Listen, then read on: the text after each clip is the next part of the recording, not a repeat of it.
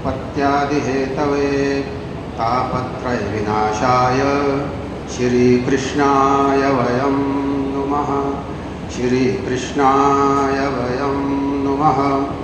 युग पुरुष ब्रह्मलीन महंत दिग्विजयनाथ जी महाराज की 55वीं पुण्यतिथि एवं राष्ट्र संत ब्रह्मलीन महंत अभेद्यनाथ जी की 10वीं पुण्यतिथि के अवसर पर आयोजित आज के संस्कृत और भारतीय संस्कृति के इस गोष्ठी में मुख्य अतिथि सुरेश दास जी महाराज और अध्यक्षता कर रहे हैं योगी कमलनाथ जी, राम मिलन दास जी, शिवनाथ जी,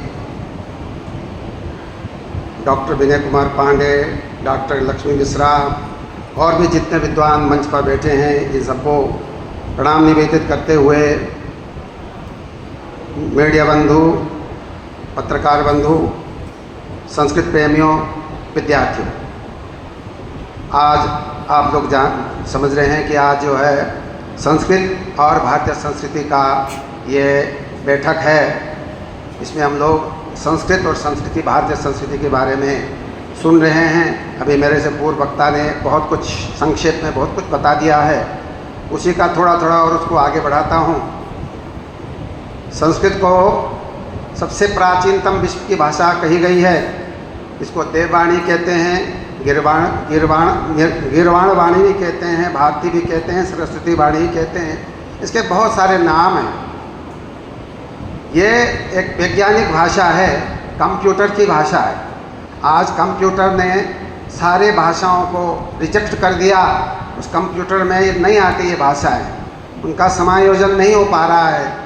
लेकिन संस्कृत एक ऐसी भाषा है जो कंप्यूटर ने स्वीकृत किया है। क्यों? क्योंकि ये पूर्णतया वैज्ञानिक है। ये ऋषि परंपरा से आई है, ऊपर देवलोक से आई है ये भाषा।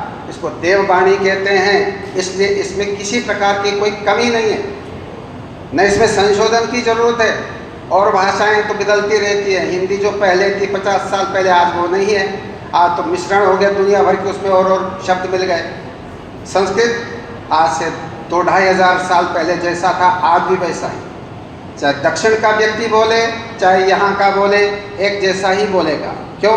उसके नियम कानून बड़े कठोर हैं, उच्चारण के नियम हैं। हम जब लघु सिद्धांत कौमुदी पढ़ते हैं, सबसे पहले में उच्चारण स्थान होता है मुखादि के, तो ठीक प्रकार से उच्चारण करना ये हमारा व्याकरण ही सिखाता है। व्याकरणम मुखम स्मृतम। संस्कृत में यदि हम कुछ जानना चाहते हैं तो व्याकरण पढ़ना ही पड़ेगा।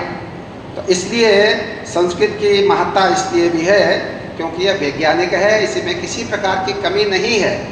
और संस्कृत का मतलब जैसे पूर्व वक्ता ने बताया, शुद्ध किया हुआ, परिमार्जित किया हुआ, जिसको ठीक प्रकार से, इसमें किसी प्रकार की कमी नहीं रह गई हो, ऐसे उसको संस्कृत भाषा कहते हैं। संस्कृति संस्कृताश्रया। संस्कृति हमारी जो है संस्कृत के आश्रित है। यदि हम भारतीय संस्कृति को एक माला के रूप में देखें, एक बहुत बड़ी माला है और इसमें जितने हमारे वेद, पुराण, उपनिषद आदि उसके मनके हैं, लेकिन उसको बांधने के लिए हमको एक सूत्र चाहिए, धागा चाहिए। वो धागा ही संस्कृत है। तो संस्कृत में सारे पिरोए हुए हैं जितने भी हमारे वैदिक वाङ्मय हैं, चाहे वो आध्यात्मिक विषय हो, चाहे लौकिक विषय हो, वेद, वेदांग आदि सब उसी में पिरोए हुए हैं।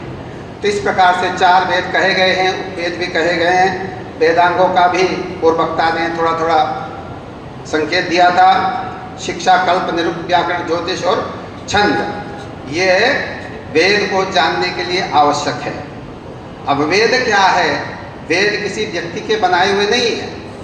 जो हमारे पास आज प्राप्त है वेदों का ज्ञान, वो किसी व्यक्ति के बनाए हुए नहीं हैं, वो अपौरुषेय हैं। अपौरुषेय का मतलब है किसी व्यक्ति के बनाए हुए नहीं है। फिर आप कहेंगे हम तक कैसे पहुँचे? हम आप तक पहुँचे हैं वो ऋषियों के द्वारा। ऋषियों मंत्र दृष्टारा।